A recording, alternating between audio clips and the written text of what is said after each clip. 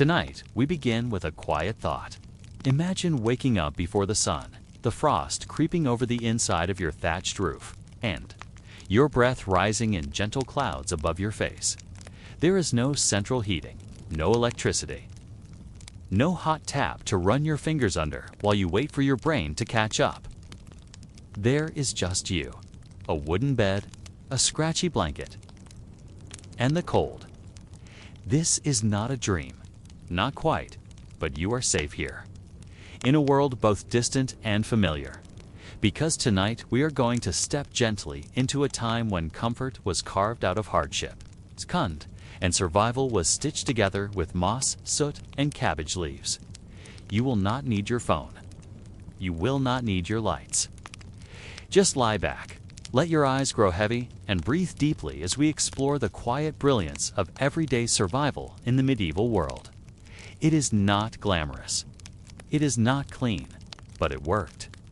And if you ever find yourself in a world without modern plumbing or power, these old, strange tricks might just become your best friends. Now close your eyes. Listen to the wind outside that medieval hut. Smell the smoke curling from a clay hearth. Hear the soft rustle of straw beneath your bed. And let's begin our journey into forgotten resilience. Segment 1. Fire, light, and warmth in the medieval world. Fire was not a convenience. It was a constant companion, a necessary force that defined life itself. Without fire, you could not cook, you could not see, you could not stay warm. So medieval people learned not only how to make fire, but how to carry it. Stretch it, save it, share it, and protect it like a precious ember in the palm of their hand.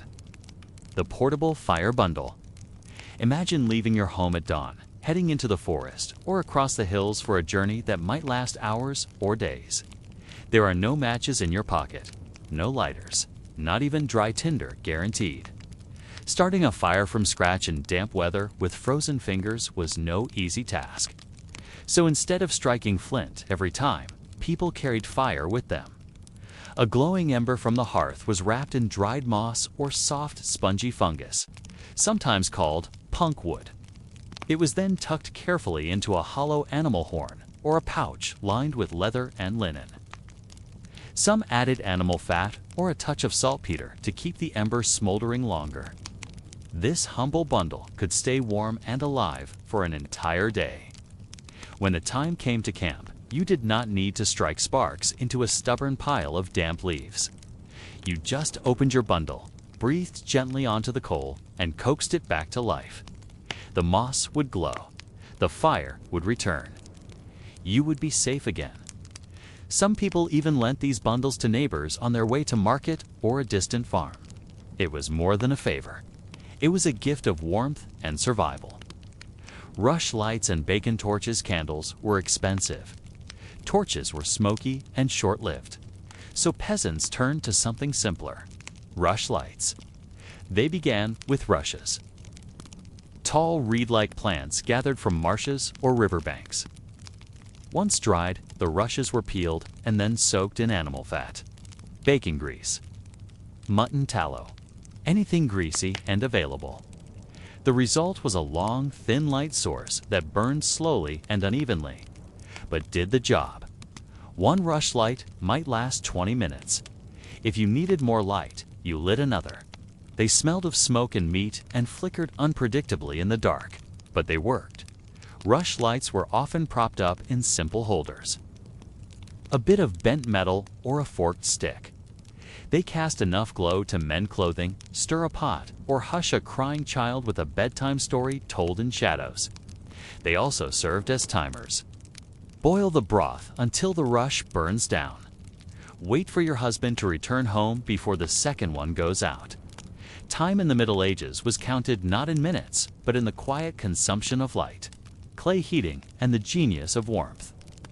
Clay was more than just a material for pots. It was a secret ally in the battle against cold. Thick clay walls or pots absorbed heat from the hearth during the day. At night, they released that warmth slowly, turning icy rooms into tolerable places to sleep. In wealthier homes, clay bricks were warmed by the fire and then tucked beneath bed coverings.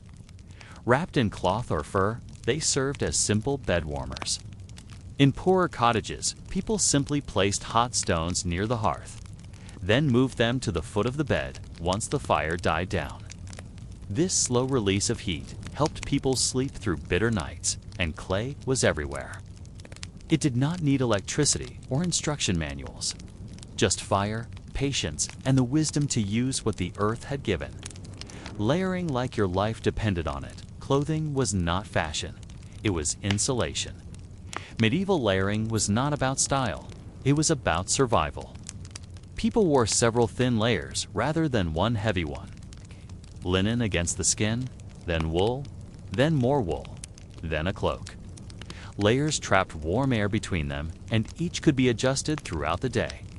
At night, many people did not even undress. They slept in their clothes, with hats or hoods pulled over their ears, wrapped in woolen cloaks. Their feet tucked into straw-filled sacks or against warm stones.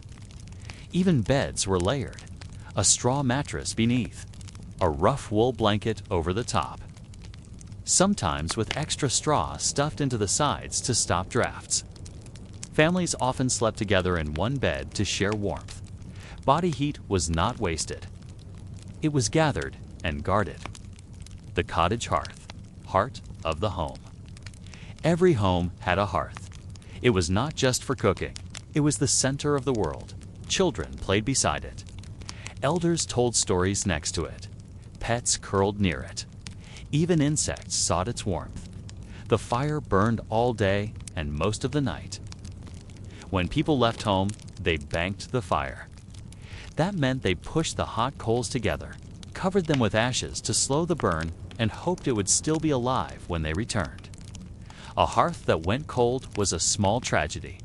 Starting it again from scratch was time-consuming and difficult. People grew attached to their fires. They named them, spoke to them, thanked them. They knew their moods, which logs burned best, which embers to feed. Fire was not just a tool, it was a living part of the home.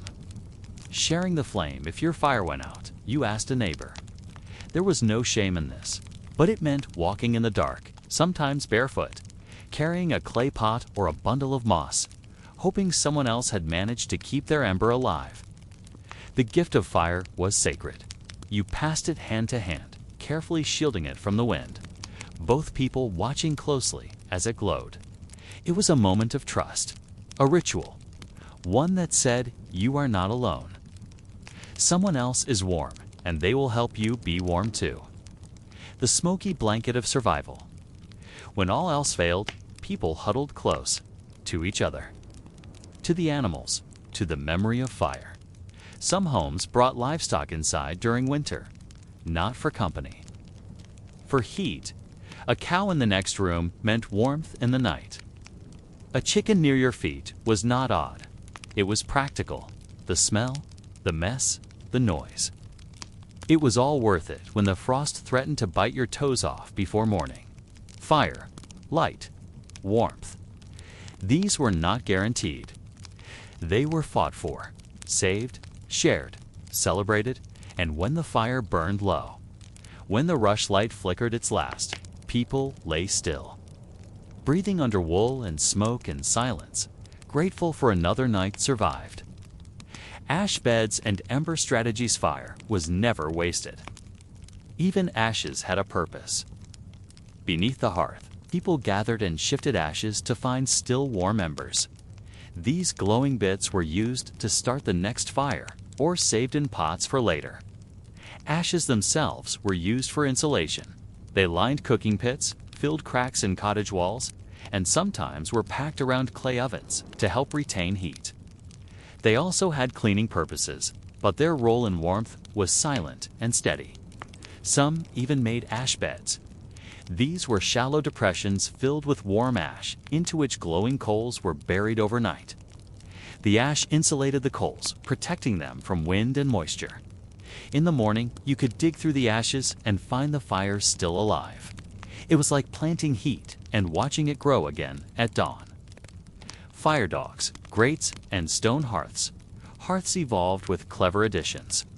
Iron fire dogs held logs in place and allowed better airflow. Stone hearths absorbed heat and radiated it long after the flames died. Iron grates helped concentrate flames beneath cooking pots, while doubling as warming platforms. In some homes, families cooked and slept in the same room.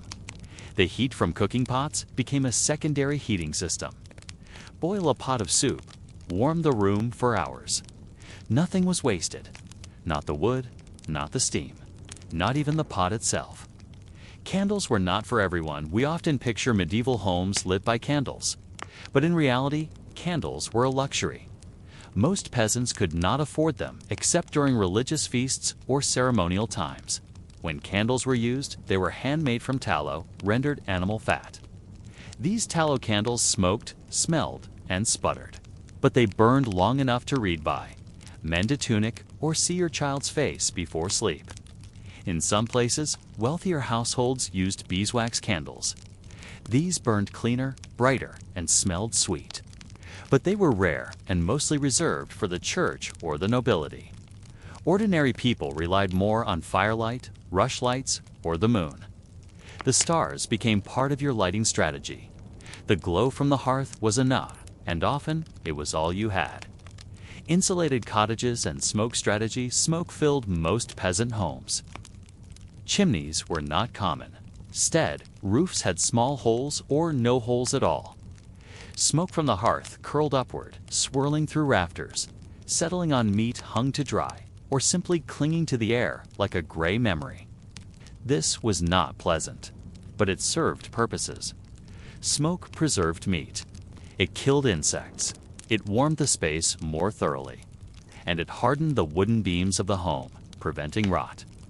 Walls darkened, eyes burned. But the warmth was trapped longer. Heat was held in place, like a guest who refused to leave. Some families installed simple flues or used strategically placed boards to direct smoke. Others simply lived with it. Over time, they adapted. The smell of smoke became the smell of survival. Wool and warmth. Wool was the miracle fabric. It retained heat even when damp. It breathed. It layered. And it was everywhere. Peasants wore wool tunics, cloaks, and hose. They wrapped themselves in woolen scarves and mitts. Even their bedding was stuffed with wool when they could afford it or shared between family members. Sheep were more than livestock. They were walking sweaters. Their fleece was sheared, spun, and woven into everything. And once a garment was made, it was patched, repurposed, and passed down until it was no longer cloth, but memory. Wool cloaks were often rubbed with lanolin or wax to repel water. These thick, itchy garments could resist rain and wind, becoming armor against the elements.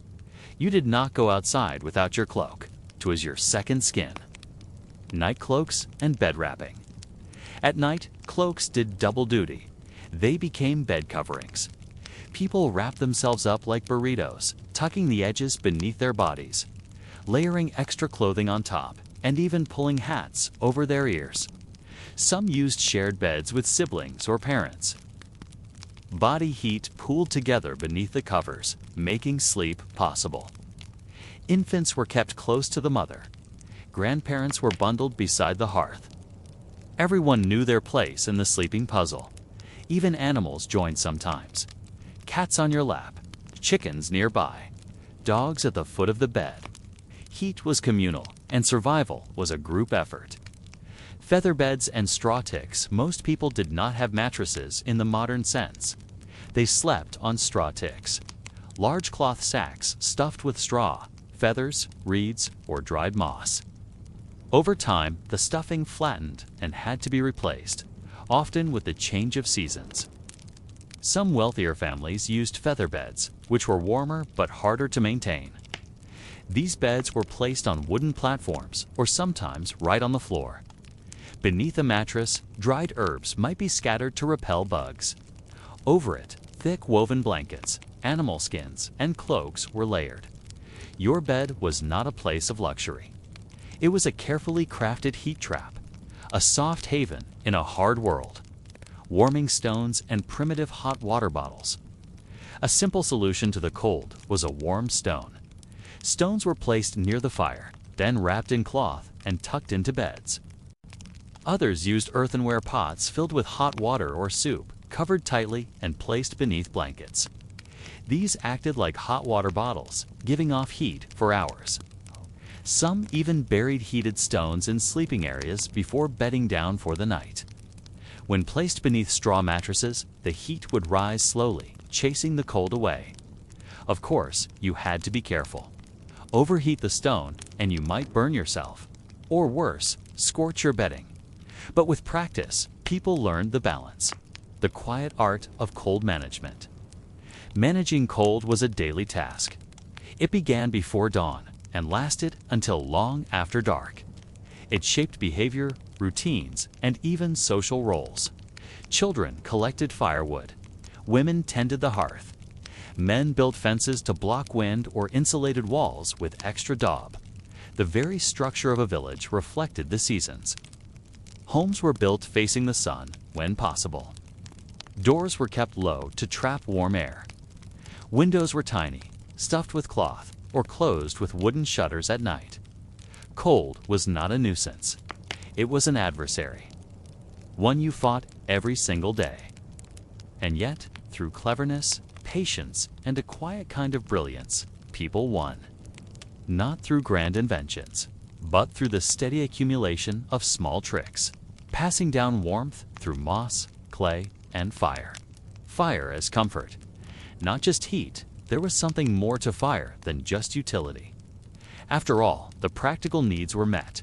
The soup simmered, the clothes dried, the rush light flickered low. People still gathered around the flames, not just for light, but for reassurance. The hearth was the heart of the home, and like any heart, it offered more than blood flow. It gave rhythm, center, focus. The fire gave structure to time. You woke when the hearth was cold and went to bed after banking it for the night. You watched the flames, not the stars, to measure how long the bread needed. You listened to the crackle as you sat in silence, your eyes tracing the smoke spiraling upward through the rafters. Children listened to stories beside it. Grandparents remembered the past in its light. Lovers stole glances across its flickering glow. Even solitude felt warmer in the company of fire. And in the loneliest moments, when wind howled through shutters or snow blanketed your roof, 'twas the fire that made you feel safe, like some primal signal that said, "You are not alone in the dark. You are still alive." Superstitions around fire was survival, but it was also sacred. And where survival and the sacred meet, you find superstition. In some villages, it was bad luck to let the hearth go cold. A cold hearth meant misfortune or illness might visit soon. A dying ember was said to attract wandering spirits. A flame that hissed or sputtered foretold a change in the weather, or in your luck. When a child was born, the fire was never allowed to go out. For 40 days, someone kept it burning to protect the newborn spirit. When someone died, the hearth might be covered with ashes until the soul was safely passed on. Ashes were sometimes scattered outside the home on holy days to keep away evil. Fire was doused with special herbs to bless a new season or bring fertility to crops. And always, you treated fire with respect. You never spit into it. You never cursed at it. You never pointed your finger at it, especially not at night, because fire was watching. Alpine warmth, huts, herds, and hearths in the high alpine regions. Winter was not just cold, it was unforgiving. Villages were often buried in snow for weeks, and so people built for it. Stone cottages were set low into hillsides, sometimes half buried for insulation. Roofs were steep and heavy with thatch, angled to shed snow quickly. Windows were tiny or absent altogether. Inside, the hearth burned nearly all day. Families ate from thick wooden bowls. They drank warm milk or broth. They shared rooms with goats and sheep, whose breath added just enough warmth to make a difference. Children learned early to stuff cracks in walls with moss or cloth. Elders taught the art of layering properly. Linen, wool, and more wool. There were no shortcuts, just rhythm. repetition, respect for the season. And in the evenings, everyone sat together on wooden benches lined with hides, passing around a cup of warm cider or beer, grateful that the fire had not failed. Scandinavian fire culture. The spirit in the hearth. In Nordic cultures, the hearth was more than warmth. It was inhabited. There was a belief in house spirits, sometimes called tomt or nis, small guardian beings who lived near the hearth. They watched over the home, protected livestock, and ensured the fire burned well. To please them, families left bowls of porridge by the hearth during midwinter. A clean hearth meant a happy spirit. A dirty one could offend them. If your firewood crackled too much or the coals went out too quickly, it was a sign that the spirit was displeased. These hearth spirits were neither fully good nor evil. They were practical, much like the people who believed in them.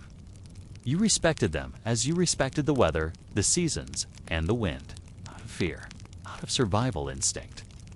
Because in a world where a single cold night could change everything, you left porridge for the spirit and swept the hearth just in case. Welsh ingenuity. Turf fires and earth-warmed beds in rural Wales and Ireland. Where wood was scarce, people burned turf. Blocks of dried peat cut from bogs. These turf fires burned slow and long, with a distinctive smoky smell that settled into clothing, hair, and memory. Peat bricks were stacked beside the hearth like gold. Collecting and drying peat was a communal chore, done in spring and stored for the long, damp winters. Beds were often placed near the hearth or in corners designed to trap warmth. Floors were sometimes slightly sunken, using the earth's insulation to retain heat. Stones warmed at the fire were placed near feet or inside clay pots tucked beneath wool blankets. Houses were not always warm, but they were never abandoned to the cold without a fight. Fire as a social center, the hearth was more than a fireplace. It was a gathering place. Even the word hearth shares roots with heart and home. Neighbors came to sit by your fire. Travelers were offered a place beside the hearth. Disputes were settled near the fire, never far from it. Even marriages were arranged by its light, with parents speaking in low tones while bread baked in the coals. Young children fell asleep beside the fire, while parents mended tools. Elders nodded off in chairs worn smooth by decades of storytelling. A spoon stirred slowly. A cat stretched. Somewhere, a log shifted with a hiss. The fire was not background noise. It was the soundtrack of life, and when it was gone sometimes, the fire went out. Maybe the wind stole it. Maybe the ash smothered it. Maybe the wood was wet. Maybe the night was too long and your body too tired. When this happened, there was no panic. Just the quiet shuffle of boots on a dirt floor. The wrapping of a bundle. The slow walk through a sleeping village. A knock on a door. May I borrow a coal? And more often than not, the door would open, the hearth would glow, and someone, blinking in the dark, would share their flame. Because in the medieval world, fire was not a possession. It was a trust, a connection, a small glowing bond between people who knew what it meant to be cold. And if you're ever in the woods on a dark night and you find a smoldering coal wrapped in moss, remember, someone carried that for miles. Someone banked it at dusk. Someone passed it on. The fire still burns. Now we turn to the other great daily obsession of the medieval world. Not dying of hunger.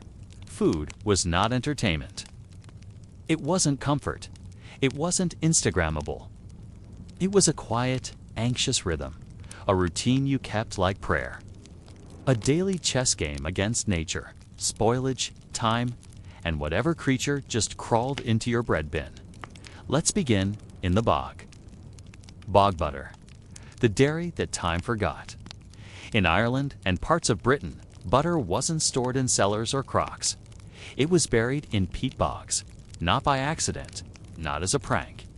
Intentionally, carefully, repeatedly. Imagine this. You've spent weeks churning cream by hand, finally ending up with a few precious pounds of butter. You're proud It smells rich. It will keep your family fed, or at least fed better through winter. Now bury it. Wrap it in cloth, maybe place it in a wooden barrel or carved bowl. Walk out into the squishy, insect-rich, strangely fragrant bog. Dig a hole deep into the wet peat and lower your dairy treasure down into the muck. Cover it. Walk away.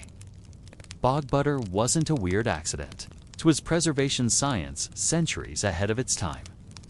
Peat bogs are cold, loxygen, and acidic, the perfect conditions to prevent bacteria from thriving. Some archaeologists have pulled bog butter over 3,000 years old from the muck. Still solid, still recognizable, occasionally, disturbingly, still smelling like butter. Was it delicious? No. Was it effective? Absolutely. Some families buried their winter butter this way to hide it from raiders, thieves, and mice. Others used the bog as a long-term fridge. You didn't want to eat bog butter. You could eat bog butter. There's a difference. And when your pantry was empty and the frost came early, that butter brick in the bog was less gross and more glorious. The hollow tree pantry. When the butter wasn't in the bog, it might have been in the tree. You see, nature provides, occasionally in ways that would terrify a modern food inspector. Hollow trees were medieval refrigerators, dark, damp, shaded, and cooler than the outside air. Perfect for storing meat, cheese, apples, or leftover food, especially during short journeys or when food needed to be kept hidden from pests, both human and animal. Some families knew exactly which trees in the nearby woods had deep, dry hollows. A stash of cheese might be placed in a pot and left there for days. A wedge of smoked meat could hang inside a trunk like a dusty secret. In winter, snow-covered trunks became near-frozen lockers. In summer, the shade offered protection against rot and spoilage. And if you were really clever, you wrapped the food in moss or bark for insulation and protection. Of course, the risk was always present. Someone else could find it. An animal could beat you to it. Or you could forget entirely and come back to find your apple stash had been colonized by ants with big dreams. But when used wisely, the hollow tree was free, self-sustaining, and didn't require a thatched roof to work. Nature built it. You just borrowed it. Stone slab larders. Cold by design in homes that had more permanence, especially wealthier cottages. A different trick was used. The cold shelf, thick stone slabs, often made of slate or marble, were set into the shaded, north-facing wall of a home. These larders stayed cool thanks to thermal mass, the scientific principle that says heavy. Dense materials like stone don't warm up quickly. On a hot day, the stone might still be cold to the touch by sunset. In winter, it was practically a mini fridge. People placed butter, milk, and sometimes meats on these shelves. Cheese aged slowly there. Root vegetables rested in the shadows.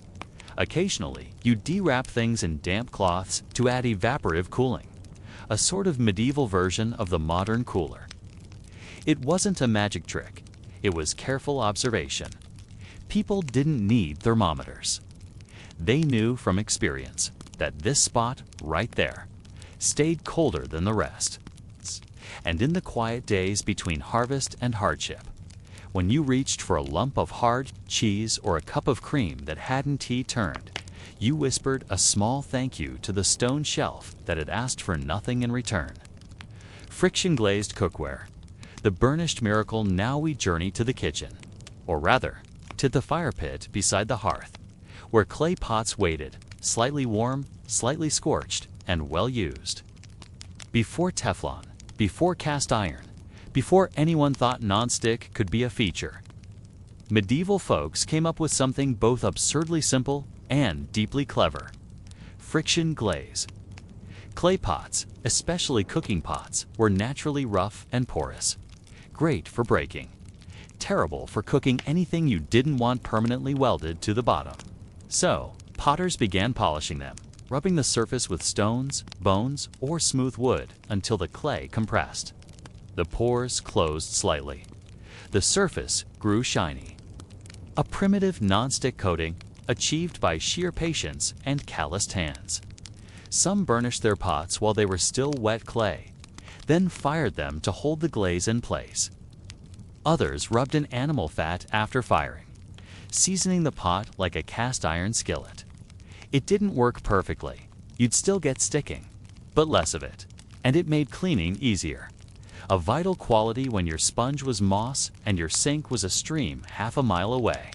Also, let's be honest, shiny pots look nice.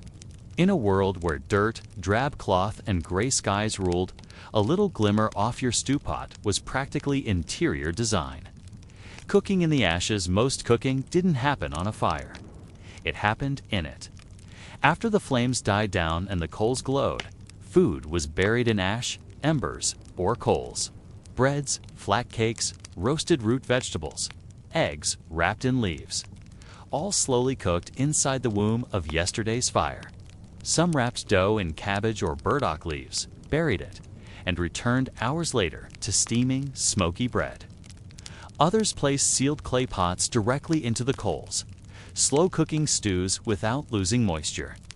Ashes were used like timers. A thick blanket meant slow roasting. A light dusting meant quick searing. And if the ash hissed when you sprinkled water on it, it was hot enough. Flavors took on a subtle earthiness, the kind you can't buy in stores. Food took longer, but it fed more than just the stomach. It fed the rhythm of the day, and it made you feel, in some odd way, that fire was your partner, not just your tool. Bark bread. When the forest was the bakery when grain failed, and it often did, people turned to the trees, specifically to bark. Not the outer, rough stuff that shreds under your fingernails and looks like bad wallpaper, but the soft inner layer called cambium that sits just beneath. In times of famine, especially in Scandinavia, Russia, and parts of Northern Europe, this layer was carefully peeled from birch pine or elm trees, then dried, ground into powder, and mixed with whatever flour, or not flour, was available. Sometimes it was oats, sometimes nettles, sometimes acorns. If you were truly lucky, wheat. The result? Bark bread. Dense, chewy, and vaguely sweet if you closed your eyes and pretended very hard. Was it delicious? No. It was edible. That was the goal. It had fiber, some starch, trace minerals, and perhaps more importantly, it had symbolism. Bark bread said, "We are still trying." Roasting the bark first gave it a deeper, smokier flavor. Toasting the final loaves hardened them, preserving them longer. Some loaves could last weeks when kept dry, though they became hard enough to double as roof tiles. Children often disliked it. Elders didn't complain. They remembered worse years, and everyone agreed. If you were eating bark, you were still alive. That counted for something, the weight of hunger. It's hard for modern people to understand the constant shadow of hunger. In the Middle Ages, it was never far away. Spring was called the hungry season. Crops weren't ready. Stores were low. The dried beans had worms. The bacon was gone. People woke up thinking about what they had and what they didn't. Planning was constant. Could you stretch the oats to Friday? Was the cheese safe? Could the lentils be soaked longer?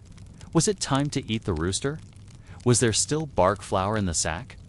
Meat was rare.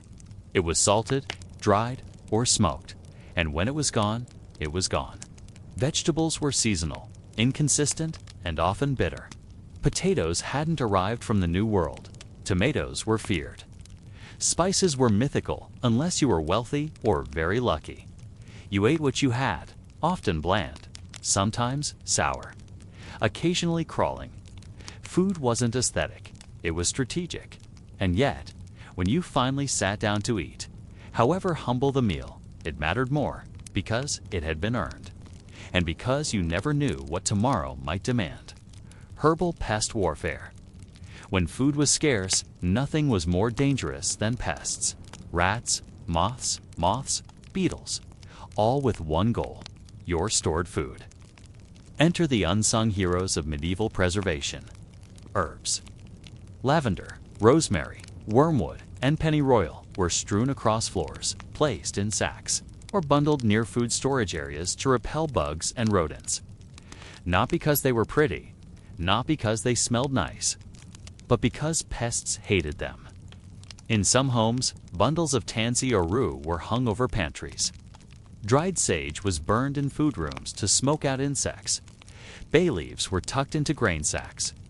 Even crushed garlic cloves were used as barriers, though not recommended if you wanted your oats not to smell like a sausage. Some families used pepperwort or thyme, others believed in mint, and all believed that scent could guard your survival. When that didn't work, you just hoped the rats went for the neighbor's stash first. Passive preservation, cool, clever, and low energy without electricity, refrigeration was passive and ingenious. Besides stone shelves and bogs, food was preserved through. Drying fruit was sliced thin and hung near the hearth. Herbs were bundled and strung from rafters. Fish and meat were smoked or air-dried in open sheds. Salting. Salt wasn't just a seasoning, it was salvation. Meats were packed in salt, layered with fat, and stored in barrels or crocks. Salt drew out moisture, slowed rot, and ruined a thief's appetite. Pickling. Vinegars made from cider, beer, or wine were used to pickle everything from cabbage to onions to eels. Pickling changed the taste, sure, but it kept your intestines calm and your dinner less fatal. Fat sealing. Some potted meats and pea were sealed with a layer of rendered fat. It hardened into a protective crust that kept out air and decay. Crack it open, scoop the middle, and reseal. Fermentation. From sauerkraut to sour ale, fermentation was both a necessity and an accident people learned to love. It transformed the inedible into the manageable, sometimes even tasty.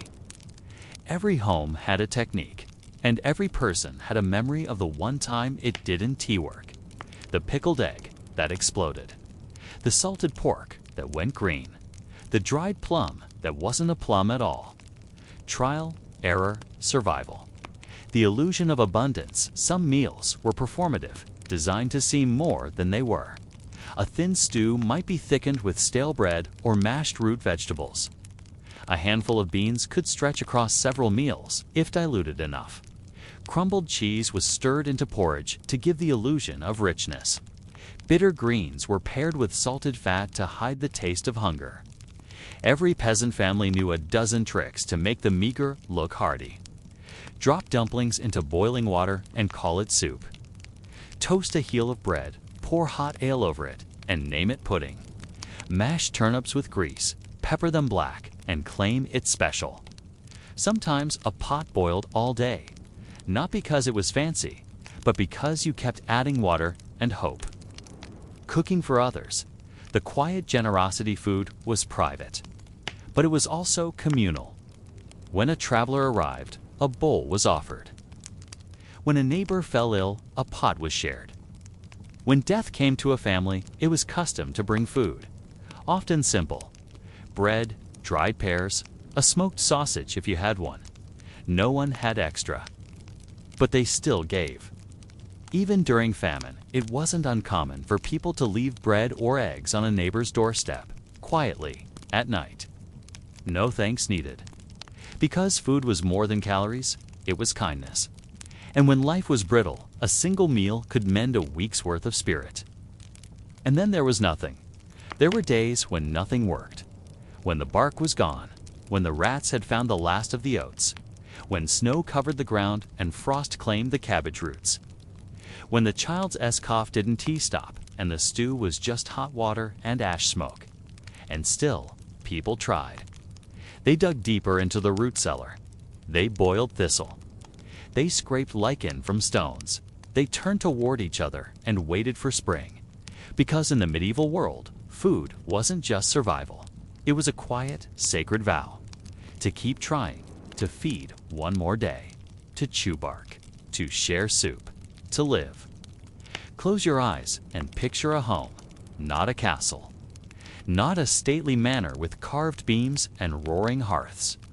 Picture a peasant's hut, a humble structure, crooked at the edges. brown and beige with a touch of green from moss. It smells like smoke, clay, straw, and time.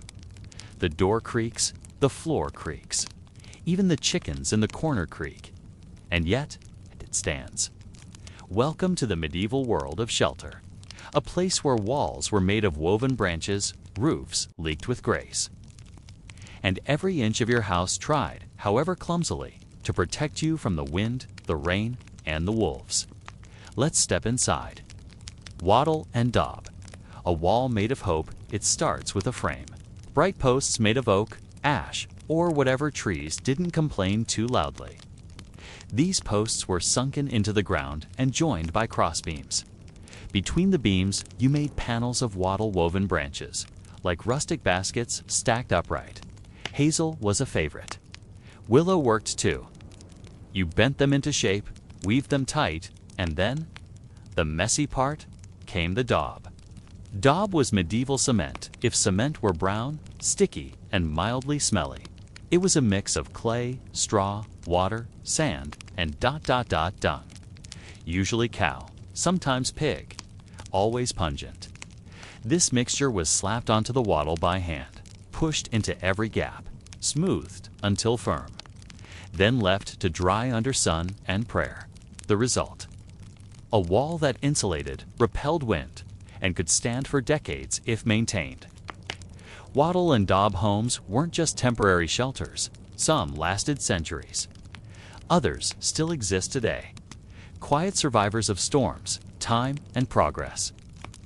And unlike modern drywall, if you punched it, say in frustration after stepping on a rake, it wouldn't cost a fortune to fix. It's just a bit more clay, a bit more straw, a little more cow. The thatched roof, artfully leaky. Now look up.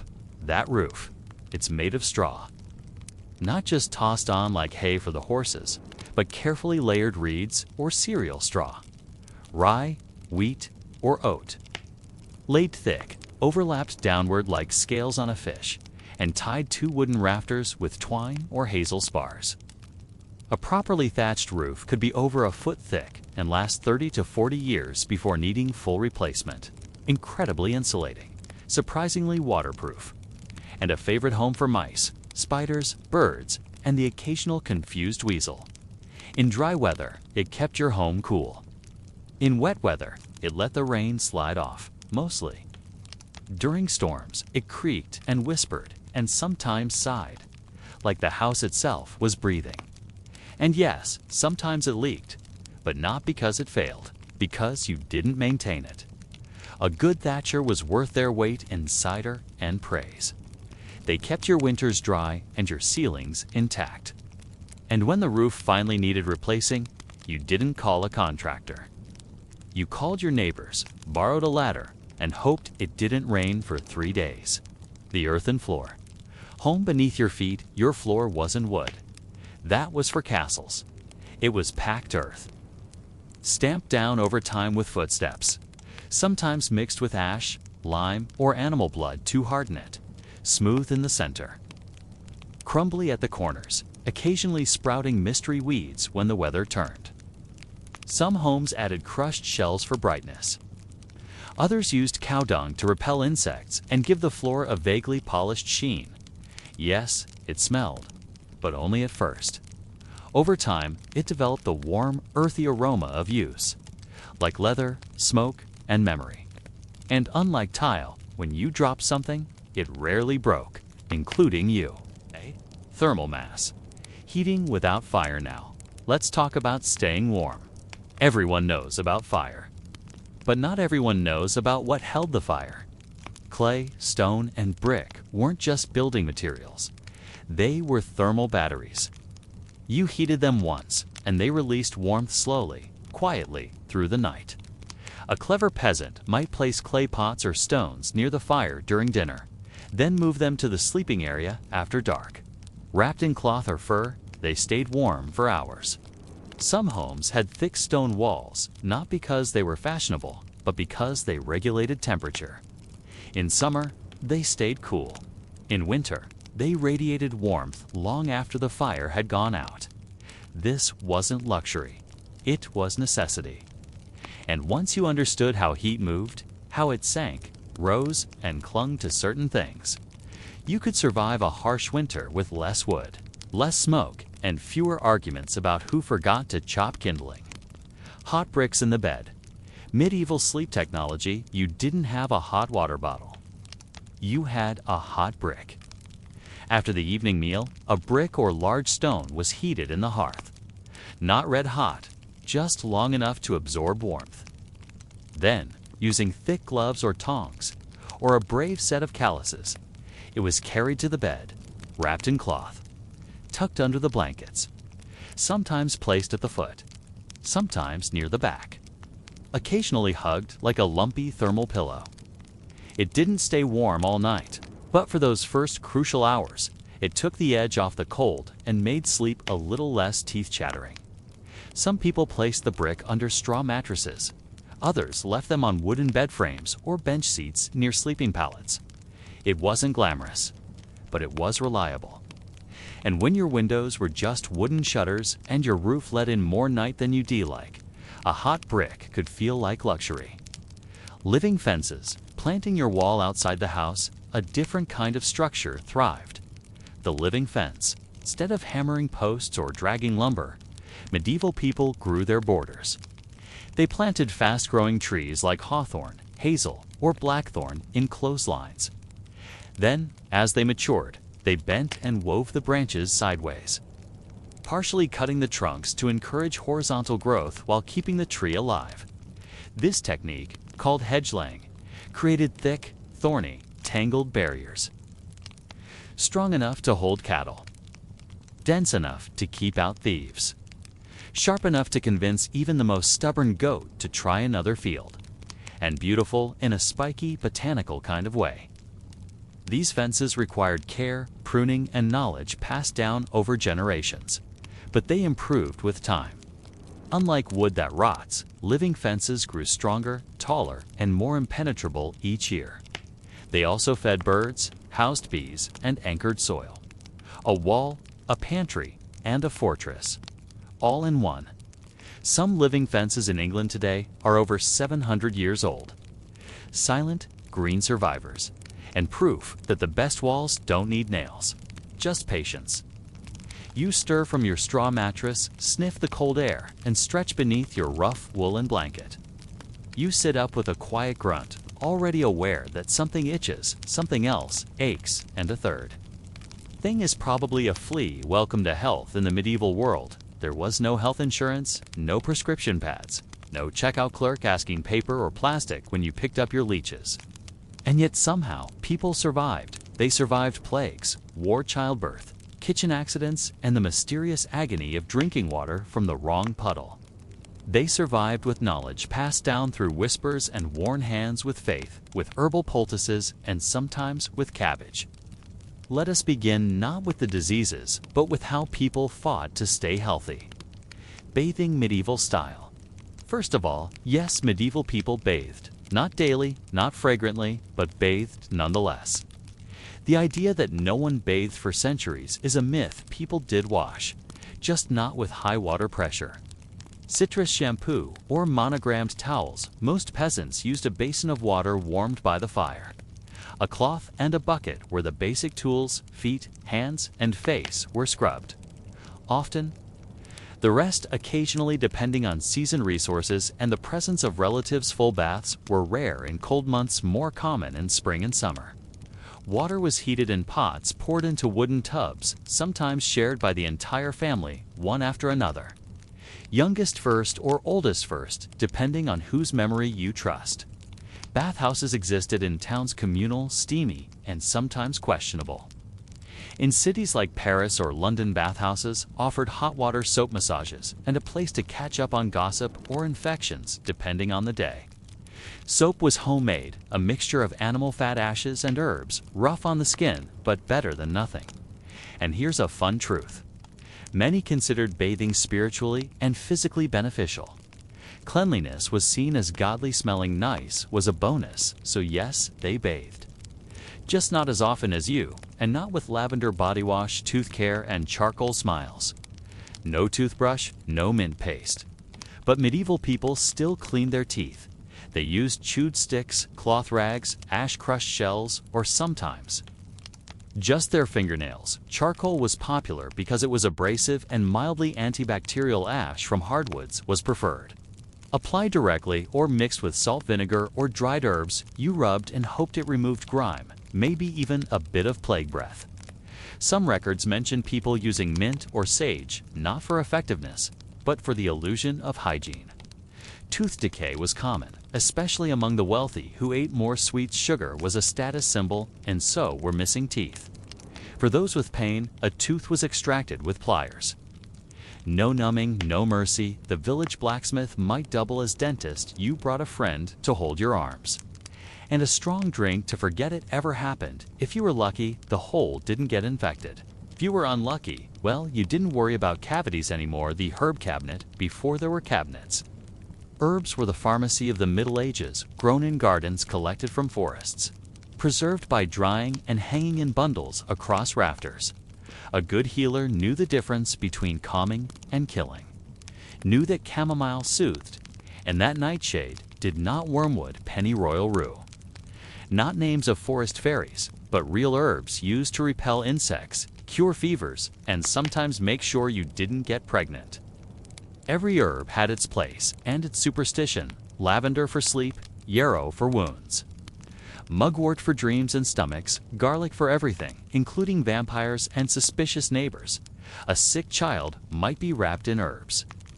A fevered man given tea made from mint and hope, an injured knee bandaged with comfrey. Sometimes it worked, often it did nothing. But it was the best they had, and they had centuries to refine it. Leeches balancing the humors one slurp at a time. Medicine was theory, and the leading theory for a long time was humors.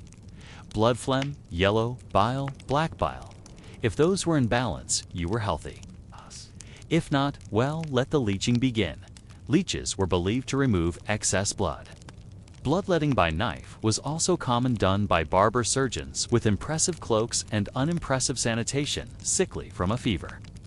Clearly, you had too much blood, feeling sluggish, maybe too much phlegm. A balanced person was temperate and rational. An imbalanced person was sweaty, bleeding, and probably hallucinating. Humorism ruled medicine for centuries. It wasn't correct, but it was logical in its way. Even today, we say someone is sanguine, meaning cheerful, which comes from the Latin for blood. The past lingers even in our idioms. Midwives, herbalists, and other unsung heroes. The local healer wasn't always a monk. Often she was a woman midwife, herbalist, curer, someone who had seen enough births and deaths to learn what worked.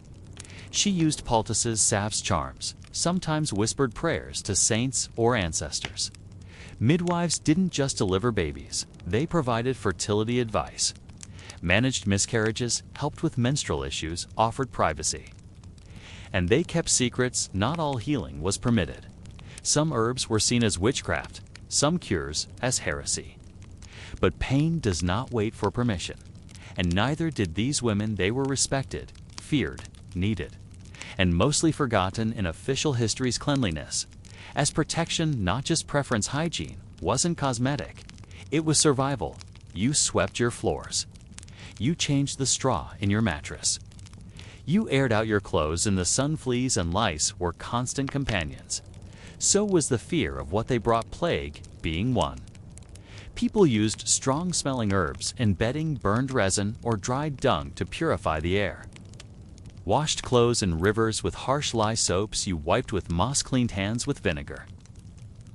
And hoped no one sneezed too close to your soup. The Black Death taught many the value of distancing. People wore masks filled with herbs, carried posies in their pockets, avoided crowds. Today, we call it infection control. Then they called it surviving, healing through food, not flavor. What you ate mattered, not just for nutrition, but for balance. Certain foods were seen as hot, others cold, some dry, some moist. Apples were cooling, garlic was heating, bread was considered neutral, if fresh, stale, if old. Sick, you might be fed broth, made from nettles, or a thin porridge flavored with fennel. Meat was strengthening, but risky. Especially if undercooked or stored poorly, the poor couldn't afford to eat poorly. Their lives depended on root vegetables, cabbage, lentils, onions, leeks, and whatever could be boiled into a meal that wouldn't betray them later. The ritual of health, sleep, prayer, and the hearth. Every day began and ended with rituals that protected the body and spirit. A prayer on waking, a sip of clean water or warmed ale. A moment to stretch near the hearth. Children were taught to wash their faces, to say thank you before meals, to avoid cold drafts and eat slowly. Simple rules, echoes of old wisdom. At night, you covered embers so they wouldn't smoke or die. You checked the shutters. You tucked your feet into dry straw and hoped the rats stayed outside. You dreamed not of castles, but of healthy teeth, warm beds, and the sound of someone coughing in the next hut, and not your own illness as fate and test. When sickness came, people didn't always blame bad luck. They blamed imbalance, sin, spirits. Some wore amulets. Others visited shrines. Some burned herbs. Others confessed. Illness was not just physical. It was spiritual, communal. The whole village felt it when someone weakened, and often someone was at your door with a salve, a song, or a bowl of broth, because the most powerful medicine was not in the herbs. It was in the hands that gave them. And yet, they lived despite everything.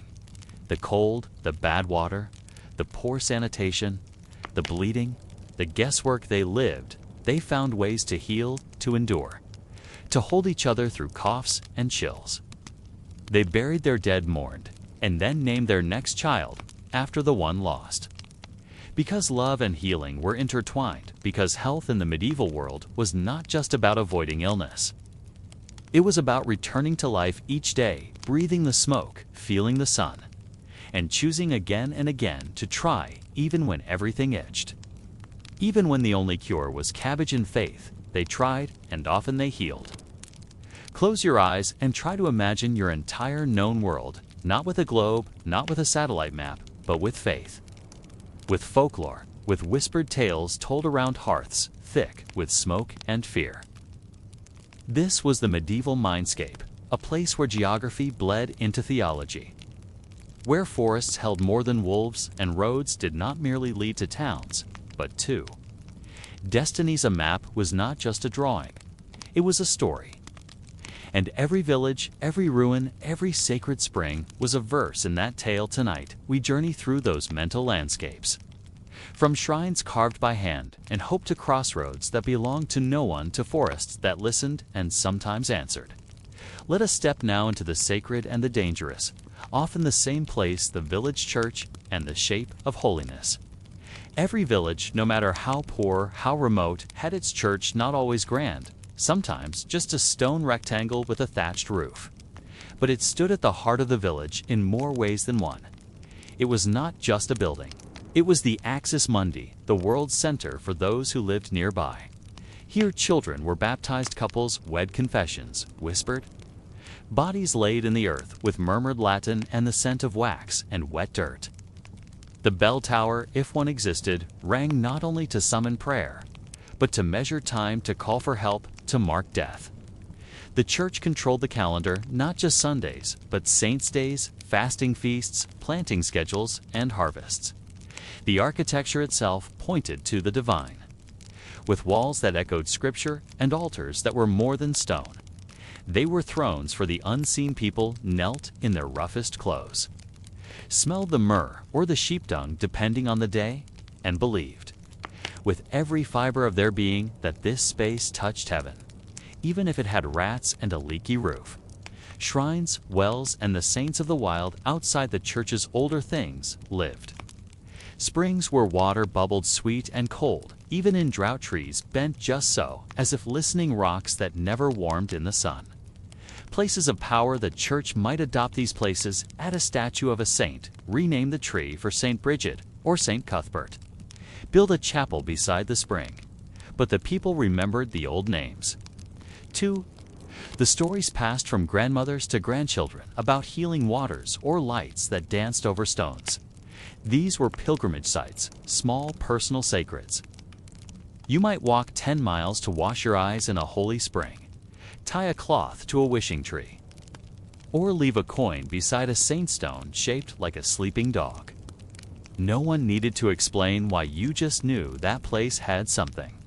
And if you asked it right and with clean hands and a contrite heart, it might grant a miracle or a moment of peace, the crossroads where roads and worlds met. Imagine 4 paths meeting in the wild. No signs, no traffic, just dirt and wind. That is a crossroads. And in the medieval mind, it was not just geography. It was metaphysics. Crossroads were liminal places, neither here nor there, spaces where the rules blurred, where the veil thinned, where you did not dawdle. It was where you buried the executed or the unshriven, those denied church burial. It was where you might see a ghost or leave an offering or whisper a curse if you dared.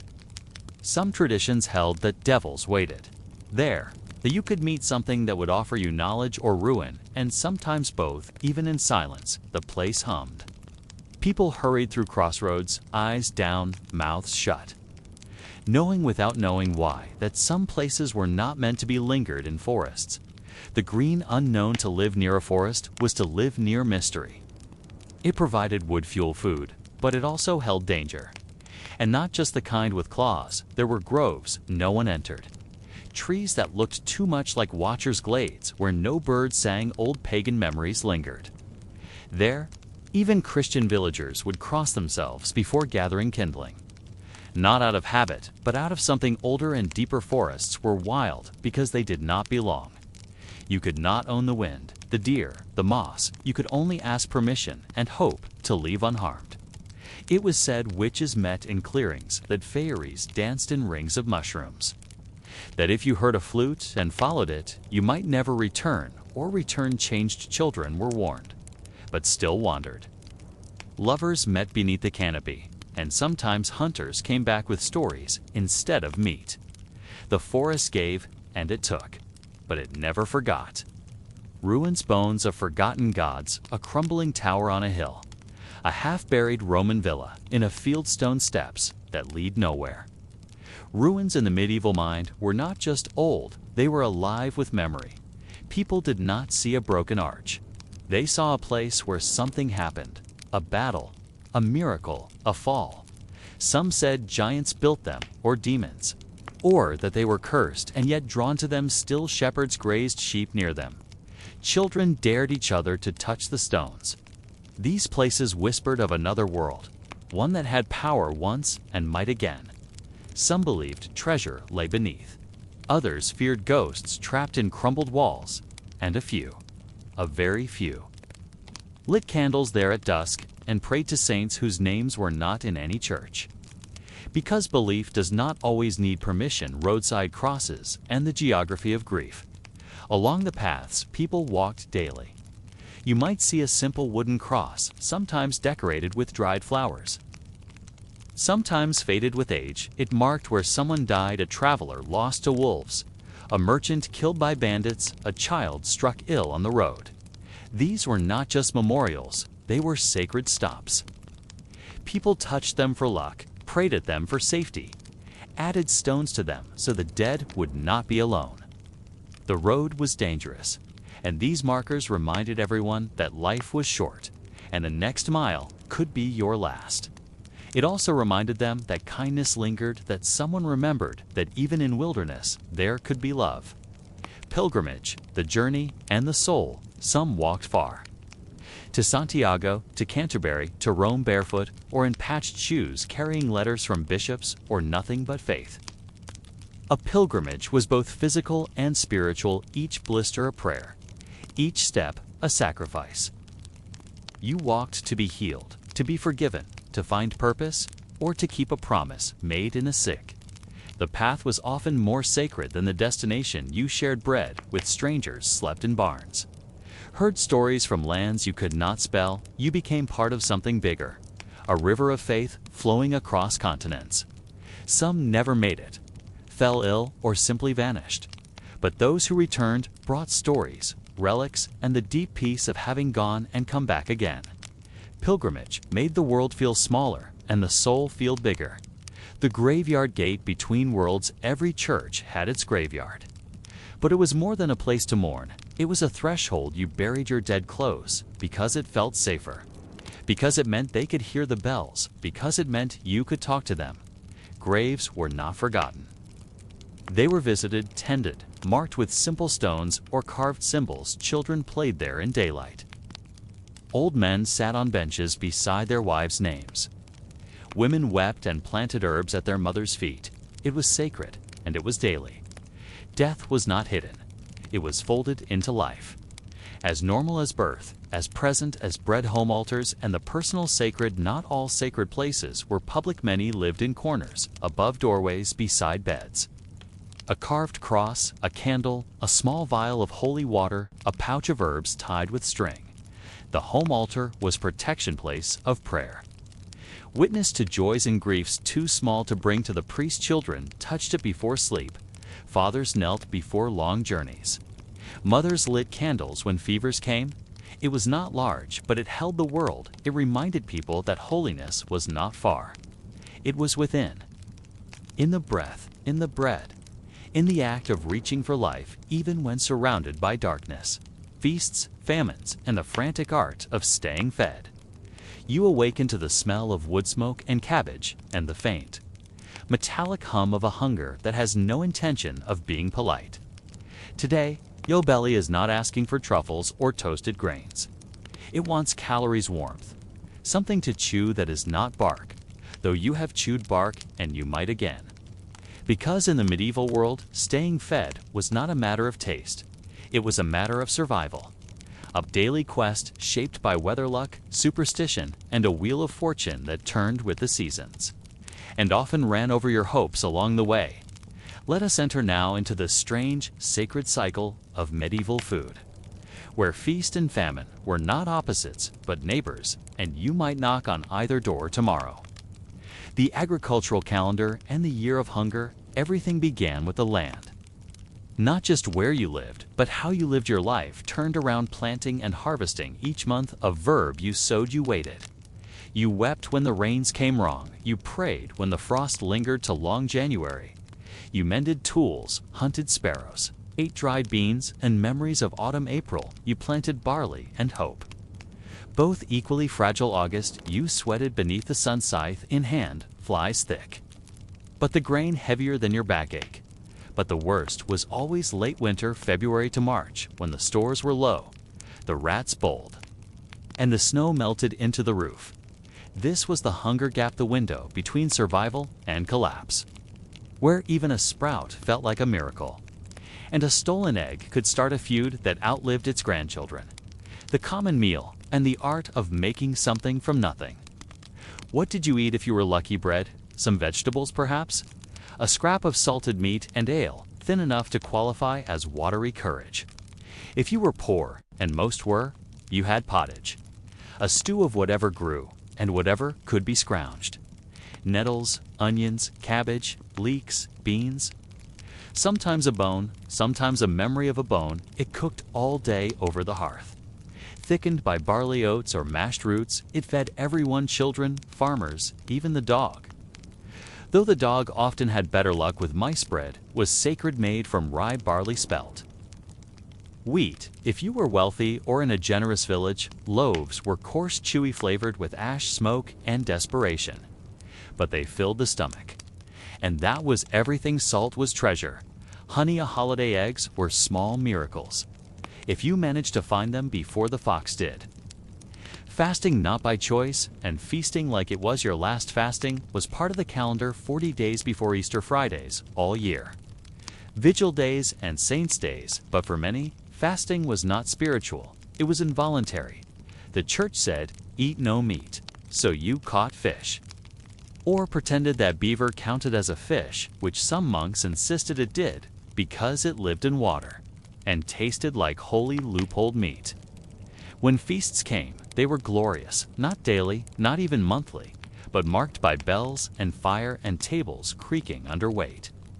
Roasted animals, spiced wine, fruit preserved in honey, nuts, cheeses aged into brilliance, or horror. The poor might be invited to the church feast, or they might stand outside waiting for scraps, which were still better than their usual fare. Feasts were performances, proof of plenty.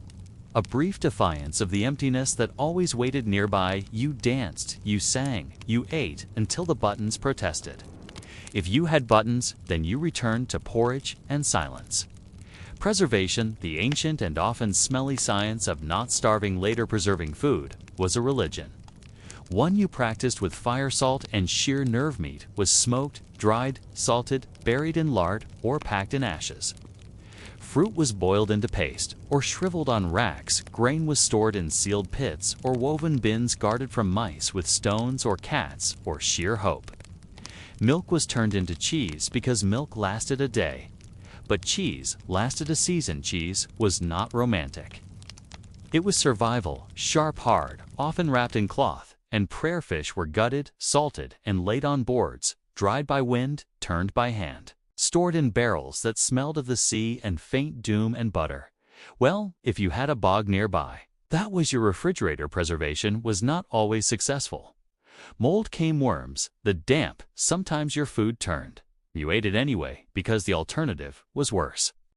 Foraging and the stomach of the brave. The forest was pantry and poisoner. Both you gathered nuts, hazelnuts, acorns, leached of their bitterness. Chestnuts, if the squirrels permitted you. Dug roots, found mushrooms, some edible, some final. You knew which berries fed birds, and which made you sweat, hallucinate, confess things you hadn't done just to feel pure before dying. Spring gave greens, dandelions, sorrel, wild garlic. Greener than anything on a lord's plate, summer gave fruit, autumn gave too much, and winter gave nothing. If desperate, you ate bark. Boiled into a sad bread, chewed like pennants, you ate boiled leather-pounded hooves, fermented cabbage, and once, just once. You tried that thing Gerald found behind the mill. You do not speak of it. Animal husbandry and the politics of protein. You raised animals not for love, but for life. A chicken was an egg machine. A goat gave milk. A pig ate scraps and turned them into lard. A sheep clothed you, fed you, and judged you silently. You did not name them. Or, if you did, you pretended not to care. When the day came, slaughter was seasonal. Late autumn, when feed grew scarce. When the weather cooled enough to preserve meat, it was done with ceremony. Sometimes prayer, always mess. You used every part, meat, blood, bones, intestines for sausage, stomach for cheese sacks, feet for stew. Nothing wasted, nothing unwept. You ate heart and liver, kidneys and lung, and told yourself it was noble because it was. Markets, fairs, and the dream of diversity. If you had coin or something to barter, you went to market there. You saw colors you forgot existed. Spices, dates, cloth, dyed in hues. Richer than dreams, you bought salt. Fish bread, finer than your oven could produce.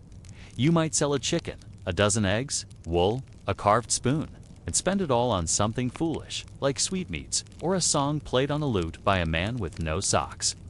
Fairs were louder, filled with travelers, acrobats, pickpockets, and gods disguised as jugglers. You ate things you could not pronounce, drank things that sang in your ears, and woke up with a headache and a smile.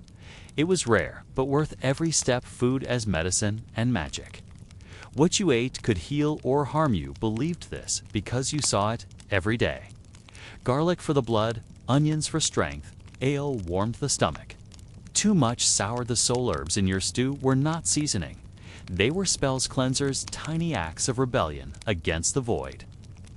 You gave broth to the sick, honey to the coughing, boiled apples to the fevered. You fed the dying with your hands, and sometimes they thanked you with their last breath because food was love, wrapped in smoke and soot. Starvation as memory, as warning, as prayer. And when food ran out, as it often did, you remembered every mistake. The harvest too late, the frost too early, the rats too bold, the prayers too quiet. You watched your children grow quiet, your neighbors thin, your own reflection strange. You dreamed of bread, of the crunch of crust, of the warmth of a bowl held in tired hands. You whispered to saints, made bargains. Dug in frozen fields for turnips that never came. And still you rose, still you searched, still you scraped the bottom of the pot and called it supper. Because hunger was the truest teacher, and it taught you everything. It taught you gratitude and humility, and how to cry quietly so your children would not hear. And yet, they cooked despite it all, despite the famine and the fear and the food that sometimes bit back. They cooked, they fed each other, they celebrated the miracle of enough. They passed down recipes wrapped in song and salt. They made cakes with no sugar stews, with no meat pies filled with nettles, and pride they invited neighbors, even the annoying ones. Shared the last loaf, poured the last ale. Because to eat together was to survive together, and to share was to defy the darkness. So they did again and again.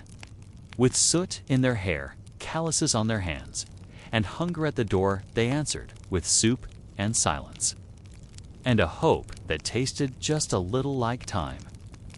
Darkness, cold, and the quiet genius of staying alive. There is a kind of silence that only winter knows. It lives in the frozen thatch, in the pause between creaking beams, in the way your breath curls around your face like a timid ghost. In the medieval world, cold was not romantic. It was not wool sweaters and candlelight poetry. It was something vast and patient and dangerous. Tonight, we walk into that silence. Through the tricks and triumphs that kept people warm, sheltered breathing when the nights grew long and the fire grew small. Because survival was not loud, it was not glorious, it was quiet and clever, and wrapped in layers. The winter room and the art of contraction as the days shortened. So did the house families retreated from large rooms gathered in one space. The winter room, often it was the kitchen or the main hall. Anywhere the hearth stood, watch mattresses were pulled closer to the fire, cooking pots never emptied. Dogs, cats, and sometimes chickens were invited in, not for company, but for warmth. Curtains were hung over doors. Windows, shuttered cracks, stuffed with moss rags, dung, and quiet desperation. Everyone breathed together a shared rhythm, human and animal, child and elder. You learned to sleep with noise, snoring, shuffling wind, clawing at the shutters like a curious god. The room smelled of smoke, stew, wool, and unwashed skin. But it was alive, and you were not alone. Blankets, cloaks, and the many layers between you and the cold medieval warmth was layered, not heated. You wore everything you owned: wool under linen, linen under wool fur if you had it. Old cloaks patched with patches of patches. Children slept wrapped in mother's skirts. Old men tucked hay into their boots. Women tied cloth over their heads. Then another. Clothing was not fashion, it was survival. Even beds wore clothes, straw mattresses covered in sacking blankets, woven thick animal skins laid over the top. Sometimes damp, sometimes warm, always welcome. On the coldest nights, people slept in shifts, took turns by the fire, or huddled so close that dreams got tangled. You did not ask for space, you asked for body heat and a little mercy. Fire, it's the reluctant god of the hearth. Every home worshipped a quiet deity. Fire. It was coaxed, not commanded, fed, not taken for granted. You learned how to keep it smoldering, wrapped coals in ash at night, banked the embers. Spoke kindly to the wood as it caught flame. You rose in the dark to stir it, cursed it gently when it refused to light. Praised it when it flared back to life like a stubborn saint. Fire was not just for warmth. It was the center of the home, the cook, the protector. The only light against the long dark. Children were warned. Don't play near the fire. Don't anger it. Don't waste it, because without it there was only cold. And cold had no pity. Windows and walls, the war against the wind. Most homes had few windows. If any, glass was for the rich, for churches, for places that could afford to keep the cold out without stuffing sheep's wool into every gap. For the rest, a window was a hole with a shutter or a bit of oiled cloth or horn, or hope walls were daub and wattle. Stone and thatch, wood and prayer. You hung tapestries if you had them. Old cloaks, if you did not. Some placed pots of water near the wall, not for use, but to see if it froze, if the pot iced. You slept in your boots. The wind did not knock it, entered uninvited, unapologetic. So you learned to fortify with cloth, with bricks, with bodies. Insulation without insulators. There were no fiberglass rolls, no thermal paints, no miracle foams. Insulation came from instinct. You used what you had: straw between walls, bracken under floors, mud thickened with hair cow dung, and clay mixed by hand, by feet, by necessity. Some people lined their walls with firewood, not just to store it, but because stacked logs trapped heat. Others dug into the earth. Built homes half sunken, let the dirt shield them from the sky's chill breath. Still others lived with their animals, shared one space, one breath, one smell. Not elegant, but warm, and in the end, that was the point. Bed warmers and ingenious embers beds were not warm by default. They had to be made so you heated stones, wrapped them in cloth, tucked them beneath a straw. You filled clay jars with hot water, placed them near your feet, prayed they did not crack. If you had coins, you might own a bed warmer.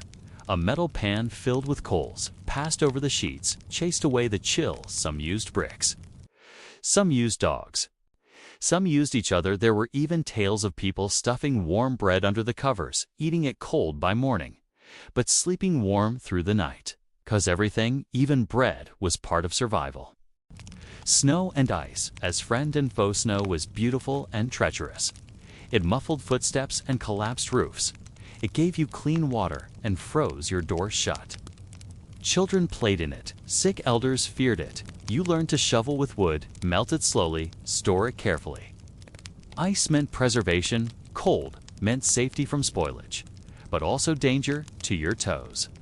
To your livestock, to your lungs, you watched for icicles. For frostbite, 4 signs in the sky that said this storm will not pass quickly. And you did not trust the sun. Not in winter. It was a rumor, a distant fire you could not borrow from. The role of the cellar and the wisdom of earth. Some homes had cellars, cool in summer, warmer in winter. Food lasted longer there. So did hope. You stored roots, cabbages, jars sealed with wax butter, sunk in barrels, cheese that aged in the quiet. The earth was a better roof than thatch. In many ways, people carved rooms into hillsides. Built root cellars with stone, let the ground cradle their provisions. It was not convenience, it was memory. The earth remembering summer, holding it for you, 1 carrot at a time. Quiet routine and the slow dance of days. Winter did not rush. You rose, late slept, early. Moved slowly. Work was deliberate, feeding animals, carrying water, repairing tools. By the firelight you made rope, darned socks. Told stories, sang. Every hour had a rhythm, a necessity. If you sat idle, you shivered, so hands stayed busy. Hearts stayed measured. You counted the days by candle stubs, by dwindling stores. By the silence of the snow. It's cold as a teacher. Cold as a teacher. Cold did not ask for attention. It commanded it. It taught you to listen. To prepare, to remember that one year when the frost came too soon. That other year when the chimney cracked. That time the goat froze in her sleep. You remembered, and you learned to store more, to patch better. To never let the fire die cold made you a student of your own endurance. And if you passed, you woke again in spring, thinner, wiser, alive. The warmth that came from each other. In the end, what saved you was not only fire or fur or clever tricks, it was closeness. The baby in your arms. The elder wrapped beside the fire, the shared cup of broth. The touch on your shoulder when you thought, I cannot do this again. You could, you did, because warmth, real warmth, lived not in the hearth, but in the breath shared between survivors. The warmth of songs, of whispered prayers, of laughter too loud for such a cold place. This was survival. Not loud, not perfect, but human, wrapped in wool and hope, and the quiet genius of simply staying alive. A quiet triumph in the face of everything. And now the fire is low. The fields have emptied, the stew has long since cooled in its pot. You have walked the dirt roads, sat beneath the rafters, felt the bite of winter and the warmth of a cabbage leaf dressing. You have traveled across time, not to a kingdom or a battlefield, but to something softer, something smaller, and perhaps far more enduring.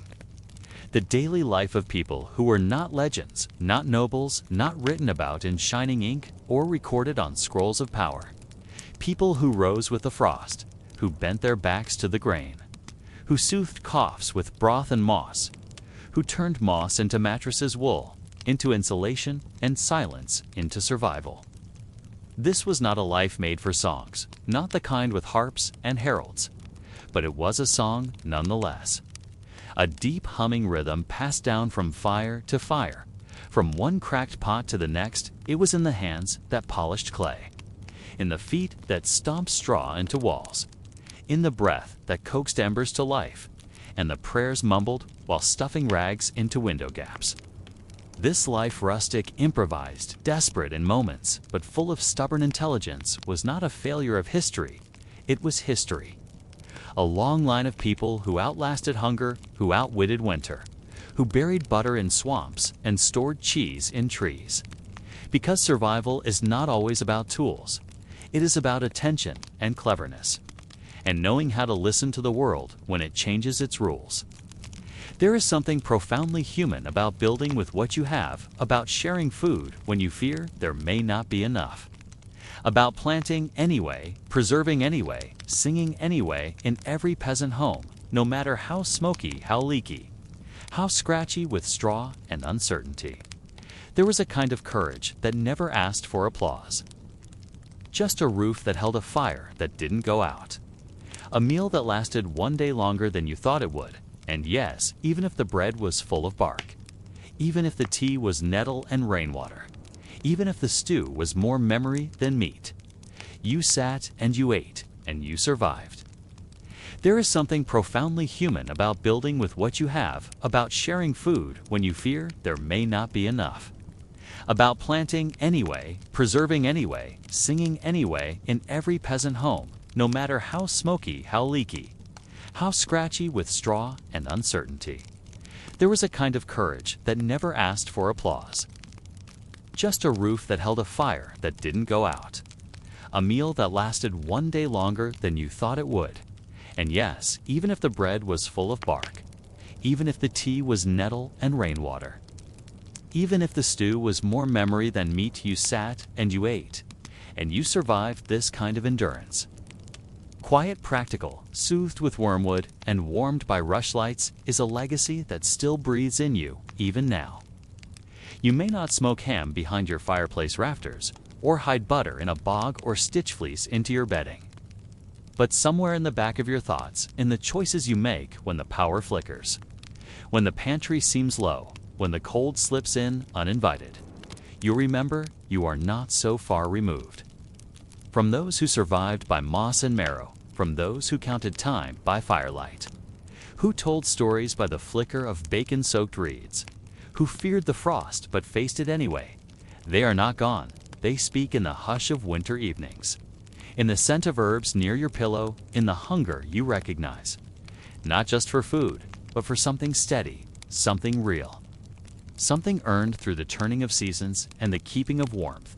So tonight as you drift, may you rest in the knowledge that you carry within you not just the comforts of the modern world, but the echoes of those who made comfort out of nothing, who wrapped the cold in wool and called it home, who shared their last crust and called it enough, who woke each day and kept going.